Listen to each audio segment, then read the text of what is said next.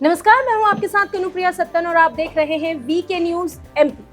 मध्य प्रदेश में जल्द ही विधानसभा चुनाव होने वाले हैं, जल्द ही तारीखों का ऐलान हो जाएगा और इसी बीच इस रण में दोनों ही पार्टियां और इसके दिग्गज तैयार हैं। लेकिन मध्य प्रदेश में हलचल मचाई है भारतीय जनता पार्टी ने, क्योंकि जैसे ही भारतीय जनता पार्टी के प्रत्याशियों की दूसरी लिस्ट आउट हुई तो ये कयास लगाए जाने लगे कि शिवराज सिंह चौहान को इस बार दरकिनार किया जा सकता है। उनके विकल्प जो है भारतीय जनता पार्टी ढूंढ रही है और वैसे भी मध्य प्रदेश में भारतीय जनता पार्टी इस बार बिना किसी सीएम फेस के मैदान में उतरी है। ऐसे में एक तरफ तो मध्य प्रदेश के लिए केंद्र की ये रणनीति है, तो वहीं दूसरी तरफ मध्य प्रदेश के सीएम शिवराज सिंह चौहान जहां भी जनसभाएं कर रहे हैं, कहीं भावुक हो रहे हैं तो कहीं गरज रहे हैं। शिवराज सिंह चौहान और केंद्र की ये जो तालमेल है या ये बिगड़ा हुआ तालमेल है, इसी पर आज हम बात करेंगे हमारे एडिटर इन चीफ के साथ। मेरे साथ मौजूद है इस वक्त हमारे चैनल के editor in chief Sunil Raut ji और हम उन्हीं से आज चर्चा करेंगे इस मुद्दे पर। सुनील जी, आपका बहुत बहुत स्वागत है वीके न्यूज एमपी में। सर, हम आपसे इसलिए इस मुद्दे पर चर्चा करना चाहते हैं क्योंकि राजनीति में आपकी अच्छी पकड़ है। इसमें आपने जब भी कोई बात इसके पहले कही है तो वो आगे जाकर सही साबित होती नजर आई है। इसलिए आज एक सवाल आपसे कि ये जो सीएम शिवराज सिंह चौहान हर मंच से कुछ अलग कह रहे हैं और हाल ही में उन्होंने महाकाल लोक 2 का जब फेज 2 का जब उद्घाटन किया तो उन्होंने कहा कि राजनीति की जो राह है वो रफ्तीली है और इसमें फिसलने का डर है और कभी कभी तो फिसलाया भी जाता है, बरगलाया भी जाता है, क्योंकि राजनीति की राहें बड़ी रफ्तीली होती है। कदम कदम पर फिसलने का खतरा होता है। कई बार खुद ही फिसल जाते हैं, कई बार टक्कर में डालने वाले भी कई आ जाते हैं। तो रास्ता ना भटके, ये सदमार्ग पर चलने की कृपा और आशीर्वाद आपकी बनी रहे। इस स्टेटमेंट के क्या मायने?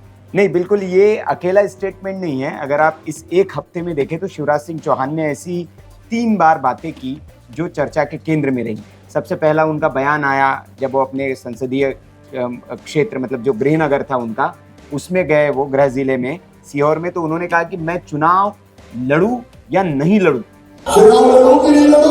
तो पहले उन्होंने ये पूछा कि मैं माफ करिएगा, ये बयान उनके विधानसभा क्षेत्र बुधनी में दिया था उन्होंने कि मैं चुनाव लड़ूं या नहीं लड़ूं।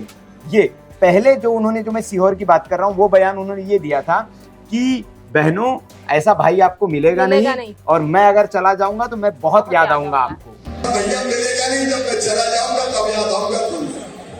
तो ये बयान, फिर मैं चुनाव लड़ूं या नहीं लड़ूं, अपने विधानसभा क्षेत्र की जनता से पूछना। और अब वो महाकाल लोक के जब लोकार्पण पर गए तो उन्होंने संतों से आशीर्वाद मांगते हुए ये कहा कि ये जो चुनावी राह है, राजनीतिक राह, बड़ी रफ्तीली है, यहाँ बड़ा संभल कर चलना होता है। कई बार तो आप खुद फिसल जाते हैं, लेकिन कई बार दूसरे लोग आपको धक्का दे देते हैं। क्योंकि राजनीति की राहें बड़ी रफ्तीली होती है। कदम कदम पर फिसलने का खतरा होता है। कई बार खुद ही फिसल जाते हैं, कई बार टक्कर में डालने वाले भी कई आ जाते हैं। तो रास्ता ना भटके, ये सदमार्ग पर चलने की कृपा और आशीर्वाद आपकी बनी रहे। तो शिवराज सिंह चौहान ये बयान क्यों दे रहे हैं? कौन धक्का दे रहा है? शिवराज सिंह चौहान ये बयान वायरल हो रहा है, तो इसके पीछे के सिनेरियो को हमें समझना होगा। मध्य प्रदेश में लंबे वक्त से शिवराज सिंह चौहान मुख्यमंत्री के पद पर काबिज है और सफलतम मुख्यमंत्रियों में उनकी गिनती होती है। उन्होंने मध्य प्रदेश को एक बीमारू राज्य से एक विकासशील राज्य के यात्रा उन्होंने तय करवाई है, बिल्कुल, और एक पायदान पर लाकर खड़ा किया है। तो उनके इस योगदान को कोई भुला नहीं सकता है। लेकिन कहा जाता है कि राजनीति में एक व्यक्ति और उसकी एक सीमा होती है, कितने दिनों तक आप एक पद पर रहेंगे। तो हो सकता है कि केंद्र की ओर से उनको इशारा दिया जा रहा है कि अब आप मुख्यमंत्री की यात्रा आपने बहुत कर ली, क्योंकि पार्टी में और भी नेता हैं, और भी नेताओं की महत्वाकांक्षाएं होती हैं, उनकी इच्छाएं होती हैं, तो उन्हें भी उस कुर्सी पर बिठाया जाए। क्योंकि लंबे वक्त तक शिवराज सिंह चौहान लगातार चौथी बार 20 साल के इसमें करियर में लगातार 4 बार से वहां पर भारतीय जनता पार्टी की सरकार है और उसमें शिवराज सिंह चौहान ही कमान संभाल रहे हैं। तो हो सकता है कि इशारा केंद्र की ओर से उन्हें मिला हो और उस इशारे के बाद वो ये बताने की कोशिश, हालांकि ऐसी चर्चा पहले भी कई बार हुई है कि उनके अनुभव का लाभ केंद्र की सरकार लेनी चाहती है, लेकिन शिवराज सिंह चौहान राज्य का मुंह नहीं छोड़ पा रहे हैं और वो अपना राज्य को छोड़ना नहीं चाहते हैं। तो केंद्र से कई बार वो मना कर चुके हैं कि नहीं, मैं तो यही खुश हूँ, मुझे अपना घर ही ठीक लगता है, मैं उधर केंद्र में नहीं आना चाहता। तो ये हो सकता है इसी वजह से वो केंद्र को ये संदेश देना चाह रहे हैं कि मेरी विधानसभा मेरा की जनता चाहती है कि मैं यहीं से चुनाव लड़ूं, क्योंकि खबर ये भी आई थी कि उनका विधानसभा विदिशा क्षेत्र से- भी बदला जा सकता है। विदिशा से उनको टिकट देने जी। के कयास लगाए जा हाँ, रहे थे। तो पहली तो उन्होंने केंद्र को यह संदेश दे दिया कि देखिए मेरे क्षेत्र की जनता चाहती है कि मैं यहीं से लड़ूं।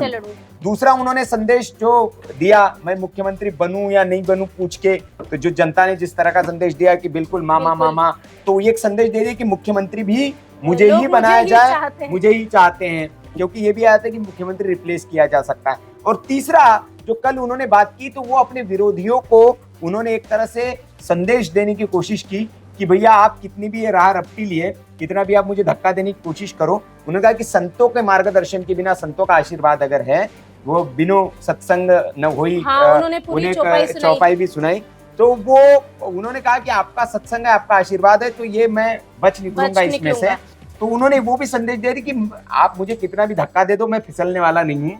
तो वो ये जो मायने हैं, ये सांकेतिक राजनीति में कहते हैं।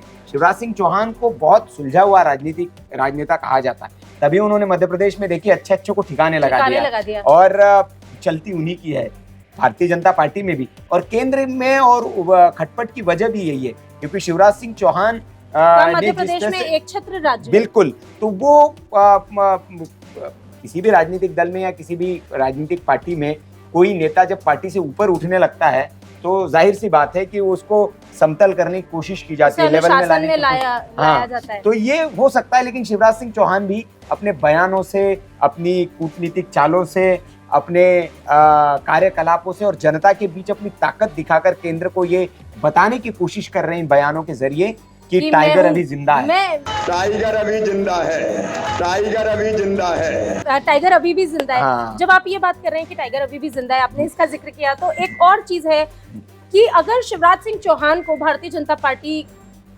ये सोचती भी है कि जबरदस्ती केंद्र में धकेला जाए या उन्हें मुख्यमंत्री की कुर्सी से उतार दिया जाए, हाँ। तो क्या वो गले की हड्डी बन सकते हैं भारतीय जनता पार्टी के लिए? नहीं, देखिए दल से ऊपर कोई नेता नहीं होता है, और खासतौर भारतीय जनता पार्टी में, कांग्रेस के लिए तो ये बात कही जा सकती है क्योंकि वहां पर अनुशासन का मायना नहीं, लेकिन भारतीय जनता पार्टी की अगर हम इतिहास को देखें, हिस्ट्री को देखें, वहां पर अच्छे नेताओं को ठिकाने लगा दिया गया। आप आडवाणी जी का देखिए, कोई नाम लेवा नहीं है, इतने बड़े नेता। मुरली मनोहर जोशी एक वक्त में बहुत बड़े नेता थे। कल्याण सिंह की बात कर लीजिए आप, या उमा भारती एक वक्त में कितनी बड़ी पिछड़ों की नेता थी, लेकिन मध्य प्रदेश में आज कहाँ है वो? तो देखिए, दल से बड़ा कोई नेता नहीं है भारतीय, और किसी दल में नहीं होता, लेकिन उस दल की रूपरेखा क्या है, नीतियां क्या है, कैसे नीतिगत तरीके से चलता है। तो भारतीय जनता पार्टी में तो कोई नेता नहीं हो सकता दल से बड़ा। उमा भारती ने भी भारतीय जनता पार्टी से अलग होकर अपना एक नया दल बनाने की कोशिश की, बगावत करके, लेकिन उनका हश्र क्या हुआ, अंतिम उनको जाना पड़ा। कल्याण सिंह ने भी यही किया था, लेकिन कल्याण सिंह ने को भी वापस आना पड़ा। तो कल्याण सिंह के अलावा जो गोविंद से जो अयोध्या आंदोलन से निकले थे, मैं नाम उनका भूल, तो ऐसे कई नेता भारतीय जनता पार्टी से रहे जो बगावत करके गए, लेकिन अंततोगत्वा उनको शरण में आना पड़ा पार्टी के, क्योंकि वहां पार्टी से बड़ा कोई नेता नहीं बन सकता। शिवराज सिंह चौहान को, जैसे कि अभी आपने कहा कि वो बहुत कूटनीतिज्ञ है, वो एक अच्छे राजनेता हैं, तो वो ये गलती कभी नहीं करेंगे। हाँ, उनके अनुभव का लाभ, और वो कहते भी है कि पार्टी ने मुझे बहुत कुछ दिया और पार्टी जो मुझे काम देंगी मैं करूंगा। लेकिन वो ये भी कहने की कोशिश करते हैं कि मुझे इधर ही रखा जाए, यहाँ अभी मैं रिटायर होने के मूड में नहीं हूँ, अगर राज्य में ही रखेंगे। और उनके अलावा मध्य प्रदेश के सारे दिग्गज कह रहे हैं कि हम भारतीय जनता पार्टी के कार्यकर्ता हैं, और जो हमें आज्ञा मिलेगी या जो हमें दायित्व मिलेगा, हम उस कर्तव्य का पालन करेंगे। लेकिन एक शिवराज सिंह चौहान ही है जो मंचों से इस तरह की अलग अलग तरह की बातें, सब नेता, कैलाश विजयवर्गीय भी अपना ढपली अपना राग में लगे हुए, वो अलग तरह के बयान दे रहे हैं सब। तो वो निश्चित तौर पर मध्य प्रदेश में इस वक्त भारतीय जनता पार्टी ऊहापोह की स्थिति में है, और लेकिन ये है कि चुनाव जैसे ही आ जाएगा तो ये कला भी है भारतीय जनता पार्टी के पास और उनके नेताओं के पास कि जो चीजें बिखर गई है उसको समेटा कैसा जाए और समेट के उसको स्ट्रीमलाइन कैसे किया जाए। तो ये मुझे लगता है कि चुनाव आते आते ये चीजें देखने को मिलेगी, और अभी तो केंद्रीय नेतृत्व भी भांप रहा होगा इस चीज को, और वो भी उसी हिसाब से फैसला करेगा, क्योंकि राजनीति में और लोकतंत्र में जीत मायने रखती है। एन केन प्रकार साम दाम दंड भेद, कैसे भी आपको जीतना है, और उसके लिए फिर समझौते भी किए जाते हैं। तो वो देखने वाली बात होगी कि अभी क्या रणनीति होती है।